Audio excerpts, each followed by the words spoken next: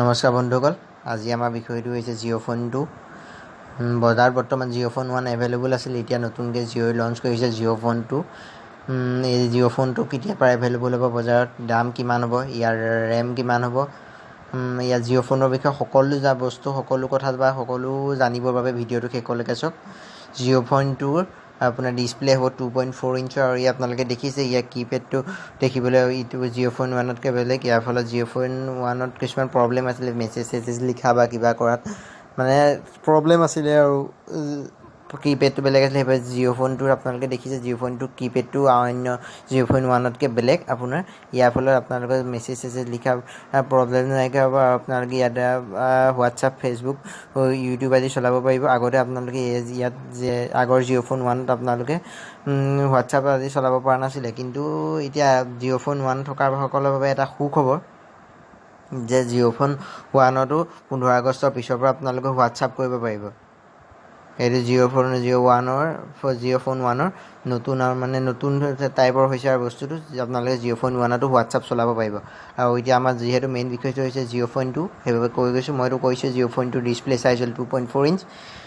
কীপেডটো আপোনালোকে দেখিছে জিঅ' ফোন 1তকৈ বেলেগ। ইয়াৰ ফলত আপোনালোকৰ মেছেজ টেক্সট লিখিবলৈ সহজ হ'ব, আৰু ইয়াতো আপোনালোকে ইউটিউব, ফেচবুক আদি কৰিব। আগতে এটা কি ইউজ কৰিবৰ বাবে এটা কি বুলি ক'ম, এটা হেৰি পাবৰ বাবে 2-3বাৰ ক্লিক কৰিব লাগিছে, কিন্তু ইয়াতে আপোনালোকে দেখিছে কীবৰ্ডটো সম্পূৰ্ণ বেলেগ। ইয়াৰ ফলত আপোনালোকে সহজে ইউজ কৰিব পাৰিব। আৰু আপোনালোকে ক'ব কৈছোঁ যে যিহেতু জিঅ'ই 4G উলিয়াই, সেইবাবে এইটো ফোনো 4G, আৰু ইয়াৰ বেটেৰী হ'ল 2000 mAh, আৰু ইয়াৰ ৰেম হ'ল 512 512 MB ৰম, আৰু ডুৱেল চিম হয়। আৰু যিহেতু আৰু ইয়াৰ ইণ্টাৰনেল ষ্ট'ৰেজ হ'ল 4GB। ইয়াৰ ইণ্টাৰনেল ষ্ট'ৰেজ 4GB হোৱা স্বত্বেও আপোনালোকে ইয়াত SD কাৰ্ড ব্যৱহাৰ কৰিব পাৰিব। আৰু ইয়াৰ প্ৰাইচটো হ'ল 2999। মোৰ মতে এইটো বহুত বেছি টাইপৰ লাগিছে। আপোনালোকৰ মতে কেনেকুৱা হৈছে কমেণ্ট বক্সত কওক মোক।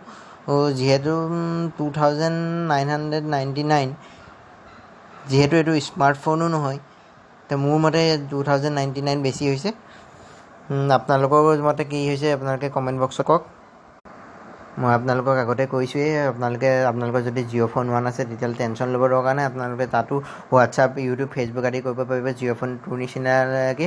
খালি আপোনালোকৰ ইয়াৰ কীপেডটো জিঅ' ফোন 1ৰ কীপেডটোতকৈ জিঅ' ফোনটোৰ কীপেডটো ভাল, মোৰ মতে ভাল হয়। আৰু আপোনালোকৰ বাবেও এটা সুখবৰ যে আপোনালোকে যিহেতু জিঅ' ফোন 2ৰ প্ৰাইচ হ'ল 2999, আপোনালোকৰ হাতত যদি জিঅ' ফোন 1 আছে তেতিয়াহ'লে আপোনালোকে 501 টকা দি পেলাই আপোনালোকৰ ফোনটো জিঅ' ফোনটোলৈ আপগ্ৰেড কৰিব পাৰিব। আপোনালোকে জিঅ' ফোনটোলৈ আপগ্ৰেড কৰিব। মই আপোনালোকক অথনিৰ পৰা কৈ আছোঁ যে জিঅ' ফোন 1তকৈ কীপেডটো ভাল। আপোনালোকে দেখিছে এতিয়া নিজে কীবৰ্ডটো।